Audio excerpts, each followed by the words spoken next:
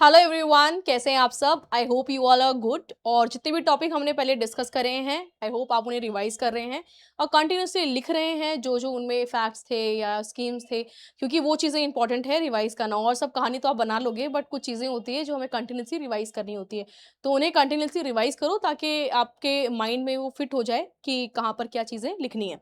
Okay, so welcome to study funda. I am Madhu and today we will discuss topic 22, और जिसमें हम क्या discuss करेंगे, रिपोर्ट राइटिंग। रिपोर्ट राइटिंग में हम लिखने वाले हैं, ओके वेट, रिपोर्ट राइटिंग में हम लिखेंगे the public welfare is more important then economic profit. Economic profit जो गवर्नमेंट जनरेट करती है उससे ज़्यादा इंपॉर्टेंट है कि हम पब्लिक के लिए कौन कौन सी स्कीम लाते हैं, किस तरह से पब्लिक डेवलपमेंट होता है। तो public welfare is more important than, basically meaning यही है कि आप पब्लिक पे ज़्यादा खर्च करो as compare to economic development, ताकि क्योंकि हम इनडायरेक्टली और directly we are supporting human capital, और human capital will generate economic wealth.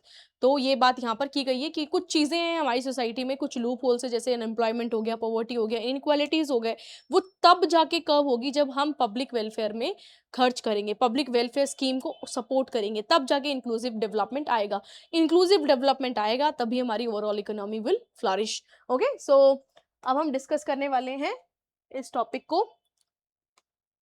Okay, इसके बारे में हम काफ़ी बार डिस्कस कर चुके हैं, मैं आपको बता चुकी हूँ। अगर आप इंटरेस्टेड है तो you can think about it, these both thing. Okay, so ये रिपोर्ट राइटिंग का फॉर्मेट है। रिपोर्ट राइटिंग के फॉर्मेट में आपको सबसे पहले बॉक्स बनाना है।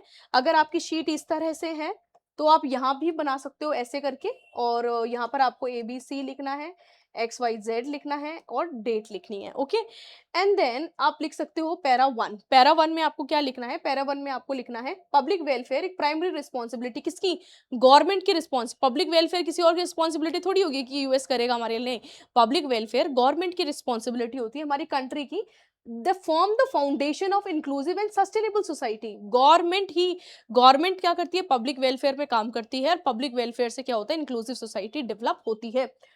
While economic growth and profit are important for, जैसे इकोनॉमिक ग्रोथ हो गई, प्रॉफिट हो गया, वो हमारी डेवलपमेंट के लिए इंपॉर्टेंट है, but they should not come at the cost of citizen wellbeing. हम पब्लिक के लिए कुछ कर नहीं रहे, बट हम रोड बना रहे हैं, हाईवेज बना रहे हैं, एयरपोर्ट फ्लरिश कर रहे हैं, और ज़्यादा इसके इंडस्ट्रीज बना रहे हैं, बट अगर हम ग्राउंड लेवल पे लोगों के लिए काम नहीं करेंगे तो फिर वो किस तरह से फ्लरिश होंगे।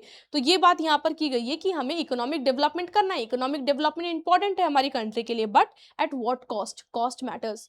क्या कॉस्ट पे हम कर रहे हैं, क्या उनके जितने भी उनकी ड्रीम्स को कर्व करके, या उनकी जो रिस्पॉन्सिबिलिटी है, सॉरी, जो उनकी अपॉर्चुनिटीज है उनको लेकर, या हम दोनों साइड बैलेंस कर रहे हैं। तो अगर दोनों साइड बैलेंस कर रहे हैं that's a good thing, but दोनों साइड बैलेंस नहीं हो रहा, आप इकोनॉमी यहाँ पर है, लोगों का वेलफेयर यहाँ पर है, then what it would create imbalance in the society. तो हमें इम्बैलेंस करने के लिए क्या करना है, हमें मतलब हमें बैलेंस करने के लिए क्या करना है, हमें दोनों चीज़ों को इक्वल प्लेटफॉर्म पे लाना पड़ेगा। पब्लिक वेलफेयर स्कीम में जैसे कि हमें हेल्थ केयर पे काम करना है, एक हमें एजुकेशन अच्छी बनानी है, हमें सोशल सिक्योरिटी इंप्रूव करनी है, क्लीन ड्रिंकिंग वाटर करना है, सैनिटेशन हो गया, एम्प्लॉयमेंट हो गया, ये सारी चीज़ों पे हमें काम करना पड़ेगा। पब्लिक वेलफेयर स्कीम्स में क्या आता है, एजुकेशन, हेल्थ केयर, ये सब चीज़ें तो आती है ना। अगर हम इन चीज़ों पे काम नहीं करेंगे तो फिर क्या होगा। अगर हम कोई बच्चा है, उसको एजुकेशन प्रॉपरली नहीं मिल रही, उसको प्रॉपर मेडिसिन टाइम से नहीं मिल रही, तो क्या होगा आगे जाके, वो मतलब उसकी हेल्थ ठीक नहीं रहेगी, उसकी हेल्थ ठीक नहीं रहेगी तो किस तरह से वो डेवलपमेंट में काम आएगा या डेवलपमेंट में अपना पार्टिसिपेट करेगा। ठीक है, तो अकॉर्डिंग टू वेरियस सोर्स आप कोई भी इंडेक्स यहाँ पर डाल सकते हो, यूएनडीपी का इंडेक्स डाल सकते हो, यूनिसेफ डाल सकते हो, इंडिया का कोई भी इंडेक्स डाल सकते हो, कि according to various global index और स्टडीज स्टोरीज हम देखते हैं तो कंट्रीज इन्वेस्ट करती है सिग्निफिकेंटली ह्यूमन डेवलपमेंट में, often achieve long term economic stability and progress. Yes, ये तो जरूरी है ना। अगर आप जितना ह्यूमन कैपिटल पे, आप जितना एजुकेशन पे खर्च करोगे, जितना स्किल डेवलपमेंट में खर्च करोगे, रिसर्च एंड डेवलपमेंट में खर्च करोगे, तो लॉन्ग टर्म में आपको उसका प्रॉफिट उतना ही देखने को मिलता है। तो ये बताया according to various studies and stories, और रिपोर्ट भी आप कोट कर सकते हो, मिनिस्ट्री भी कोट कर सकते हो।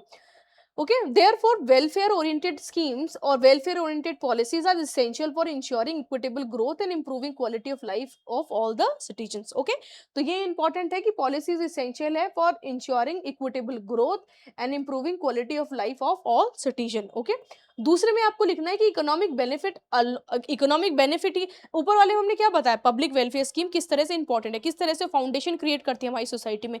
दूसरे पैराग्राफ में आपको बताना है कि किस तरह से इकोनॉमी, अगर आप इकोनॉमी में इन्वेस्ट कर रहे हो तो वो उसका क्या पर्सपेक्टिव है, आपको यहाँ पर वो लिखना है। तो इकोनॉमिक बेनिफिट गारंटी नहीं करते कि आपको सोशल जस्टिस और ह्यूमन डिग्निटी मिलेगा। इकोनॉमिक बेनिफिट का मतलब है कि yes, you will get profit margin, you will invest, you will get outcome. Okay, जितना आप इनपुट डालोगे उतना आपको आउटकम मिलेगा। It is all about the economic structure. वहां पर बात नहीं करते कि आपको सोशल जस्टिस मिलेगा या नहीं मिलेगा, इंक्लूसिविटी आएगी नहीं आएगी, आपका डेवलपमेंट हो रहा है, आपको अपॉर्चुनिटीज मिल रही है, आपके राइट्स वायलेट हो रहे हैं या नहीं हो रहे, इससे कुछ फर्क नहीं पड़ता। आपकी डिग्निटी से, आपकी राइट से कुछ भी फर्क नहीं पड़ता इकोनॉमी को। यहाँ पर बस बात ये हो रही है कि social development, economy, yes they both are correlated. अगर हम उनको कोरिलेट करते हैं तब वो होते हैं ना, बट अगर हम एक ही साइड पे हम ध्यान देंगे तब वो चीज एक साइड वो शेडो जोन में चली जाती है। तो एक्सेसिव फोकस ऑन प्रॉफिट में लीड टू इन्वायरमेंट डिग्रेडेशन। अगर आप इंडस्ट्रीज बना रहे हो रिवर के पास तो क्या होगा, इन्वायरमेंट डिग्रेडेशन होगा, इनकम इनक्वालिटी बढ़ेगी, एक्सप्लॉयटेशन होगा लेबर का, नेग्लेक्ट हो गया vulnerable section of the society. Vulnerable section of society क्यों अलग रहते हैं, क्योंकि उनको अपॉर्चुनिटीज नहीं मिल पा रही जो मिलनी चाहिए। कोविड-19 के टाइम पे government across the world prioritise public health, ठीक है, वेलफेयर स्कीम और पब्लिक हेल्थ सबसे ज्यादा उस टाइम पे प्रायोरिटाइज की गई थी। Measures over short term economic growth, तो उस टाइम पे बोला गया था कि चलो ठीक है हम इस चीज पे करते हैं क्योंकि long term margin, long term profitable है ये चीज रादर देन इकोनॉमिक बेनिफिट। तो आपको कोविड-19 का केस यहाँ पर लिखना है। स्कीम जैसे फूड से रिलेटेड हमने स्कीम स्टार्ट करी थी, हेल्थ केयर से रिलेटेड स्कीम करी थी, डायरेक्ट बेनिफिट से रिलेटेड हमने स्कीम उस टाइम पे स्टार्ट करी थी।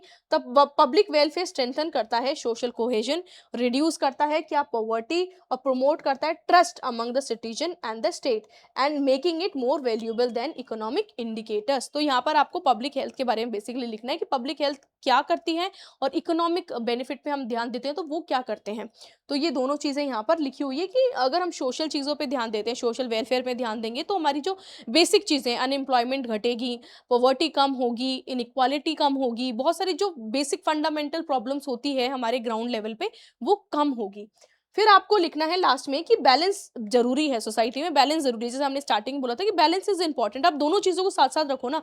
इकोनॉमिक डेवलपमेंट करो but it should be very sustainable, कि कोई वहां से उनको दिक्कत ना हो। अब ये होता है कि कोई भी डैम बनती है, कोई प्रोजेक्ट बनता है आसपास रिवर के आसपास या फॉरेस्ट के आसपास, अभी अरावलीज वाला हो रहा था, तो yes we were focusing on economic development, what about the social things.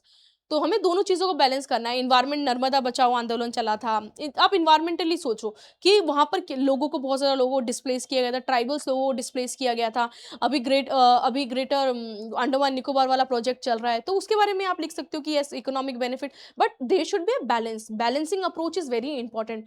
तो आपको यहाँ लिखना है कि balance approach necessary economic development support schemes rather than replacing it. Government should adopt policies जो प्रमोट करती है सस्टेनेबल डेवलपमेंट, इंक्लूसिव ग्रोथ और सोशल प्रोटेक्शन। ये तीन चीजें याद रख लो प्लीज। एक तो हो गया अपना sustainable development, inclusive growth and social protection. Investment education, health और स्किल डेवलपमेंट में क्रिएट करती है प्रोडक्टिव वर्कफोर्स, कंट्रीब्यूट करती है लॉन्ग टर्म इकोनॉमिक प्रोस्पेरिटी को। इंडिया में जैसे इनिशिएटिव हो गया आयुष्मान भारत हो गया या पीएम गरीब कल्याण योजना हो गई, वेरियस वेलफेयर स्कीम्स हो गई जो डेमोस्ट्रेट करती है क्या इंपॉर्टेंस, किसकी importance of placing people at a centre of development.